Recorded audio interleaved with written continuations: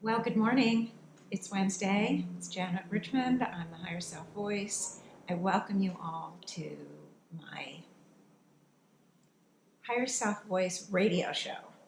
Okay, now, last week I started talking about emotions. But before I continue this week, because I have 2 more weeks on emotions, I'm going to just do a really brief review of the energetic bodies, the etheric bodies that we carry. I mentioned that there are many of them, but the higher selves talk about the thought form body, the habit body, the emotional body, and the creative body. The prior shows in this series, I covered the thought form body, the nature of thought and how it works. I also covered the habit body and how they interact.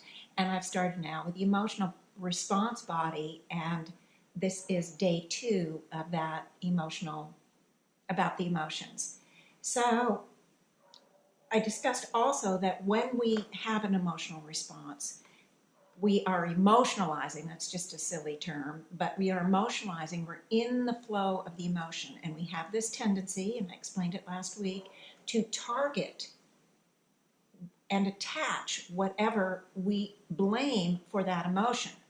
So an event happens, something happens in our lives, there is some situation or condition that brings from us some sort of emotional response, whatever it is, and we attach that emotional response onto that event. Well, in this way, I mentioned and talked about last week, we build these blueprints where we have attached, almost like Velcro, but it isn't Velcro, of course. It's an energy weave that attaches because we've targeted the event and attached an emotional response to an event. There's an energy that comes in and literally comes in and wraps those responses around the event. I'm going to explain it in just a minute a little bit more carefully.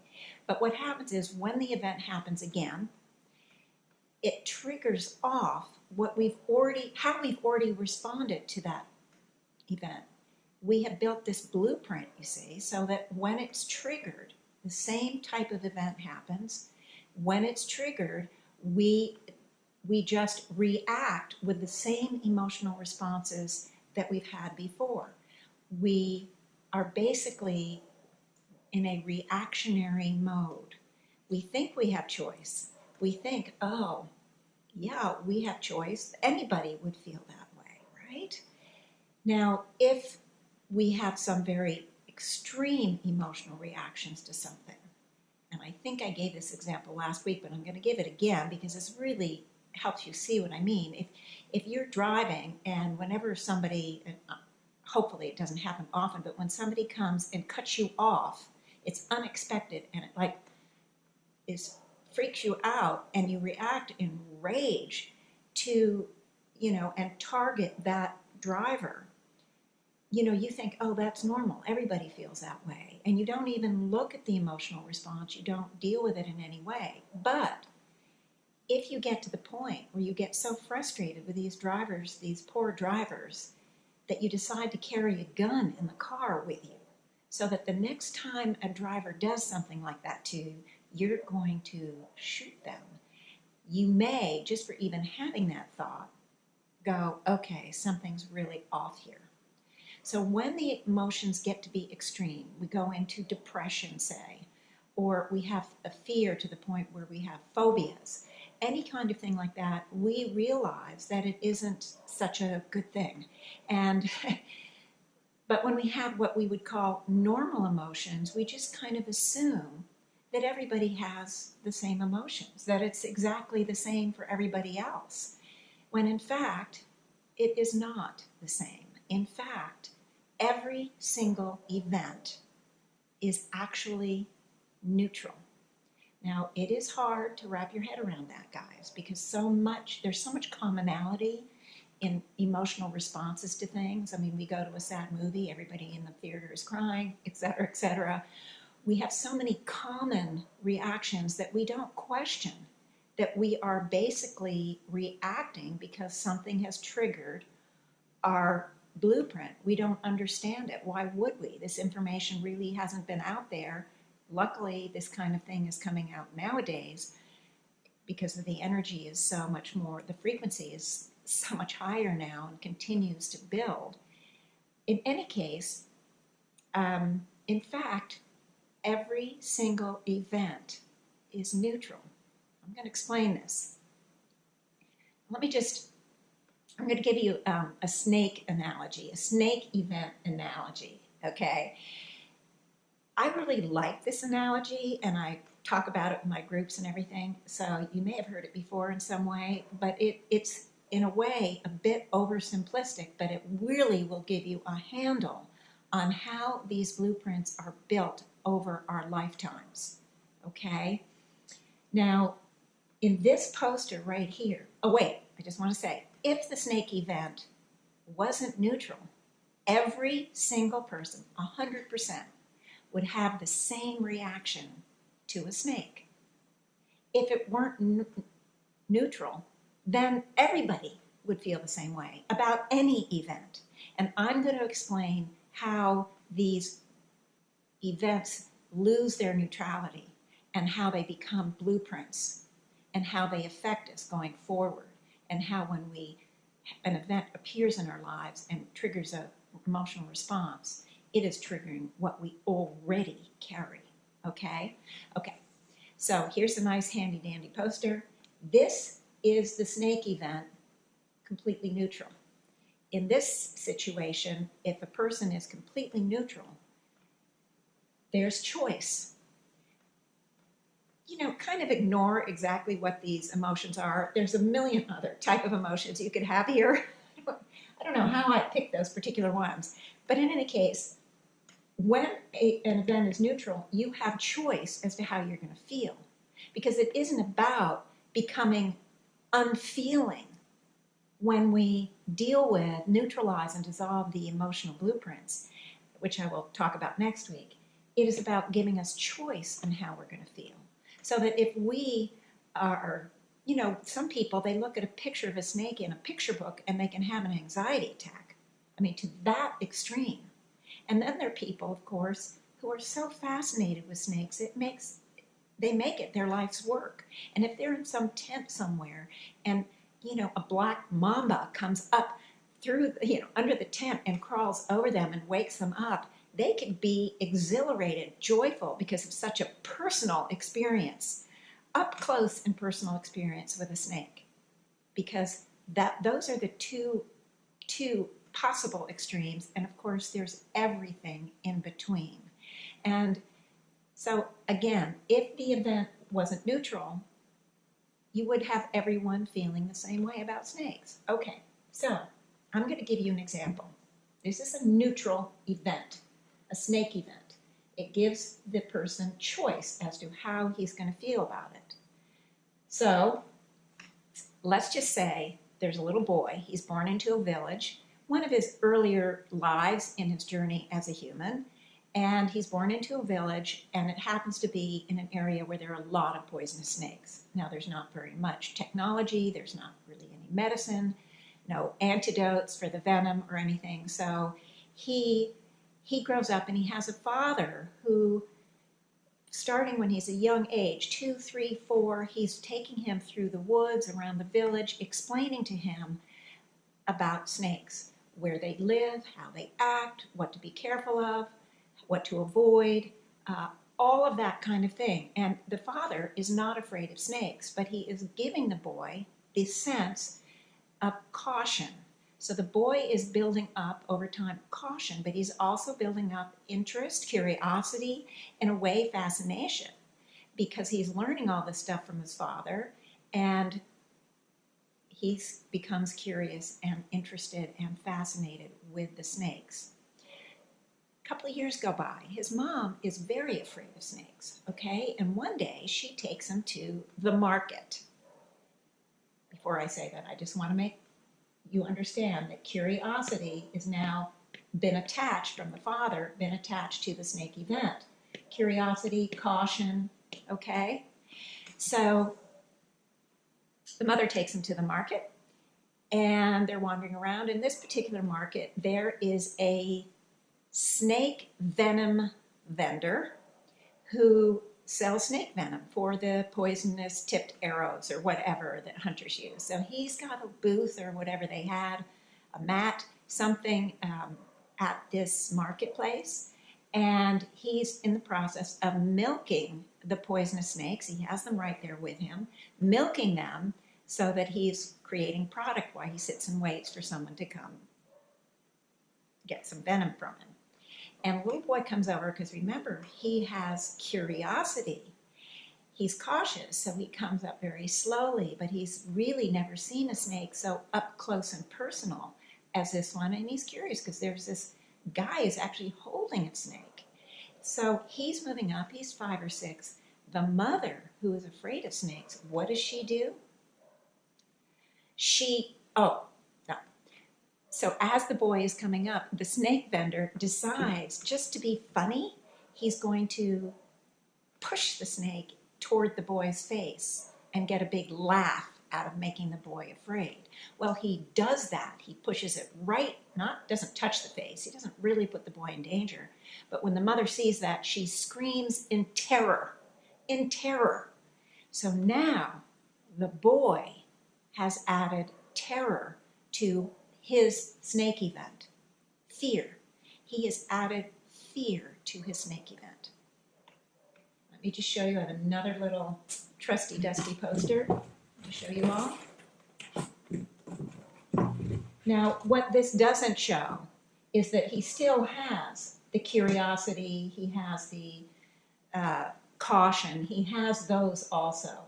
But the fear is so overpowering, and I should have added the others, because when you add an emotional response to an event, you don't displace any of the others. You're carrying all of them. So the boy, in fact, is carrying caution, curiosity, fascination, and fear. Okay? Fast forward a number of lives. He's born into a society where there's snake farms. He's born into a family that has a snake farm. And a snake farm, it's not on this planet, I don't think. But in any case, he's born into a snake farm, and it's like a chicken farm. The family raises snakes and sells them as food, uses them as their own food and everything else. And that's their way of living, the snake farm. When the boy is born and he meets the first snake event, what comes up? He immediately reacts in fear. The father, who has had 2 previous children who weren't afraid of snakes when they were born, he finds it odd. He can't understand. There's been nothing in this life that was anything that would generate any kind of fear. So it's strange, and anybody who's a parent knows that sometimes our kids just seem to have certain reactions to things and we don't know where they come from. Well, this is where they come from. So the boy is reacting in fear, but remember, he also has that curiosity, he also has that caution, but fascination. So the father, luckily, he's understanding, and he doesn't get upset or angry with the boy. He brings him around the snake farm, little bit at a time, the boy following behind, kind of afraid, when the boy's old enough to do this, kind of a little afraid, but he's interested, you see. He's interested, curious about what the father is saying about these snakes, because remember, he already has the curiosity attached. So what the father is doing, first of all, is he's empowering the curiosity for the boy's snake event, because the boy is curious and he's attaching that curiosity to the snake event. So the father is not empowering the fear element. But in addition to the curiosity, this is a farm that snakes have a value. They support the family. They trade the food. It helps support the family. And it is their peace in society, as you would, can understand. So the boy starts to attach value to a snake, the kind of value of that it supports one's life. And as he becomes more and more interested and moves forward, and the fear is being more and more not replaced, but curiosity and interest and all of that taking place, and the father's really helping him see that they are important. He begins to add value, and then what happens when he starts to move into helping his father? The father gives him the respect and the caring, and he's impressed and he's proud of that son who, despite his fear, has moved past it and is able now to help with the family business. So the boy starts to feel good about himself. So now he's attaching all of that to the snake event. Okay, so he gets through that life. He's doing okay. But the next thing that happens, many or several or umpty-ump, I don't know, lifetimes forward, he gets born into a tribal society that have totems. Every clan has their own totem, and the totem has a spiritual meaning for the clan. And what happens? He's born into the snake totem clan, okay? Now, of course, he would have all of those already attached emotional responses to the snake: the fear, the curiosity, the caution, the fascination, the value, the all those things, that the respect and all of that he has gained from those prior lifetimes. But in this lifetime, there's yet another element that he adds on, and that is the spiritual element. Because in that tribal society, the spiritual belief system is such that these totems actually give you spiritual power. And the snake totem in this particular society is one that is very powerful because it gives hunters great ability to be stealthy, quiet, unseen, and unheard. The best hunters in the village come from the snake totem. So now this young man, he has added yet another emotional response, and that is one of spiritual reverence to the snake event. So those are just 4 lives that I've talked about. 4. Okay? 4 lives. He's attached many different responses to the same event. And coming up to now, we don't know, because everybody's journey is so different. We don't know what other emotional responses he'll attach, or maybe he just empowers ones that are already there. Maybe there's no new responses.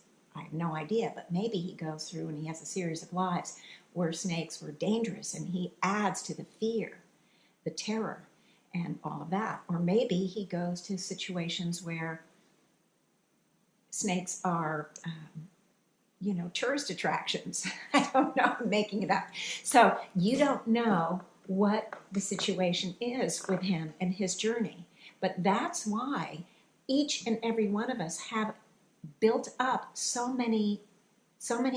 complex blueprints around these events that are actually neutral, and why they're all so different. We see that around us everywhere, but this is why, guys. This is why. Now, let me just see, did I leave anything out? No. Okay, I want to briefly say that when an event happens in our life, whatever the event is, I have a friend who literally starts to sweat when she sees a snake in a book, okay? When the snake event happens with her, she won't go to places where there might be a snake. So she loves to hike, but if, heaven forbid, there's a snake there, she won't go. So, could be a snake there. And we all know that kind of thing. So, but when there is an event in our lives, and I've picked a really simple one to make it clear to you, we are really, that event, that snake is triggering what we've already attached to it. We are reacting to the events in our lives. Now, whether it's an extreme event, which we understand, it's not too normal to break out in a sweat or break out, have some sort of anxiety, panic attack. When you see a picture of a snake in the book, you understand at some level that it is a little extreme, and so maybe you'll get help with it. But the fact of the matter is, whether it's extreme or very normal, we are reacting emotionally to the events in our lives. They're actually neutral, and I know it's so hard to wrap the head around. At least it was for me when I first started. But the fact of the matter is, we don't have choice. So next week, I'm not quite finished, but next week, I'm going to explain how to deal with the emotional blueprints, either when you're emotionalizing in the moment or after the fact, so that, in fact, we can make the events in our lives more neutral. So that when something happens, instead of having this massive upheaval or massive emotional reaction, and they're complicated, complicated. Your kid runs out into the street chasing a ball and there's a car coming. What do? There's fear, there's anger, there's panic, there's, guilt because, oh my gosh, you should have watched him more closely. All of these things come up because these emotional events, these emotional blueprints are very complex. They aren't simple. So there are ways to dissolve them so that we don't just cope, so that we don't just accept them, and we don't just allow ourselves to be led around by the nose. Next week, I'm going to really show you how to deal with them. And there is plenty of help here. You have everything you need to help yourself with this. Okay, but I do want to just explain a little bit how emotions work with the thought form body and the habit body, okay? And I'm sure you guys are way ahead of me. You have an emotional reaction to something, a response, or many types of responses when your blueprint gets triggered. What happens? You're thinking the thoughts around that event. Oh my God, those snakes are so ugly, they're so terrible, they're so bad, bad, bad, bad. You're also, every thought, creates a deeper imprint. So these three bodies work together like a glove. I mean, they just fit together. And they're creating the fuel that in 2 weeks I'm going to be talking about the creative body, how your creative body uses the fuel to create our outer reality. As long as we allow that fuel to be there, that creative body is going to keep creating in the outer reality without it. We've just given it permission by just allowing it to be. Now we have the techniques, the knowledge, the understanding to deal with it. It is a process. There's not a magic bullet, but it is amazing how much help you can get with these things. I mean, I've had friends and clients that no longer are depressed after 20, 30 years of depression using these techniques. I could go on and on. I've talked about the results from before, but I did want to just say, you take this, it's not enough just for the information. We need to use it, guys. We're in a state of awakening. We're in a state of being triggered so that we can do the clearing. The triggers, the events trigger what we're caring about the event. If we attach, we're empowering that blueprint.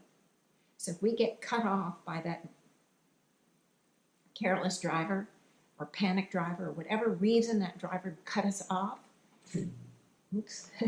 we're going to, and we attach it, we attach the anger and the blame and fear to that event. We are just empowering that event more and more and more, building those emotional responses, building the blueprint, empowering it, expanding it. What you're going to learn next week is that what we need to do is not attach. That event, whether it's a person, a situation, a condition, has triggered us, doesn't cause the fear. The fear was already there. That snake, a picture in the book, didn't cause the fear, did it? No. Didn't cause it at all. That fear was already there. It just triggered the fear. And yet we will now attach it sometimes, we could attach it to the picture in the book of the snake. Oh, it's a snake. It's a snake. That's what makes me afraid. But it isn't the snake picture in the book that makes you afraid. It's that it's triggered the snake event blueprint. And just like that blueprint that an architect hands to the builders and said, this is the way you build a house, our emotional blueprint tells us exactly what emotions we're going to feel when that event happens. We're in reactionary mode. It's like playing the replay button on a recorder. It just plays the same thing over and over again. And every time we attach, we make it louder and louder, more and more intense. So we're going to learn not to attach, not to target, and how to neutralize. Anyway, so that's really it for today. And next week, we're going to cover the idea that there's really no new events anymore, nothing new. The only thing that's different are the details. So when a driver comes and cuts you off, they've, out of the blue, unexpected danger has come into your life. Danger, and so we react from the blueprint. But don't you think in virtually every life we've had some unexpected event that has placed us in some kind of danger? Of course we have. So the details, there may not have been cars in any of the other lives we led, or for 99% of them, but that doesn't make any difference because the event actually is not the car cutting you off. It's that it's coming unexpectedly out of the blue and places your life in danger. And yes, we've had that event over and over again. So next week, you're going to hear more about there are no new events. And also, as I mentioned, how we deal with those emotional response, both in the moment and after the fact. Okay? So until next week, I wish you a very, very good week. And thank you. Thank you for being part of my community. I love all of you, and I encourage all of you. If you have any questions, any suggestions, any comments, you can email me at jvvmrichmond@gmail.com. And I did get an email last week, and a lot of the questions the viewer had seen or asked me really, I think, were answered today, but hopefully he will email me again and say, are there any additional questions? So that's it, guys. And with that, I'm going to end the episode. See you next week.